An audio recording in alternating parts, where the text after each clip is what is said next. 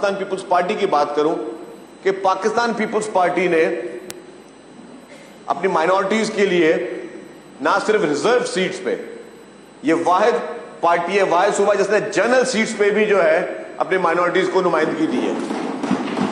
आप यहां पे भी हमारे पास जनरल सीट पे नुमाइंदे हमारे मौजूद है, एमएनए हमारे जनरल सीट पे महेश मलानी साहब मौजूद है, ज्ञानचंद साहब मौजूद है, सारे लोग जनरल सीट्स पे जीते हैं। माइनॉरिटीज की रिजर्व सीट्स अलग है।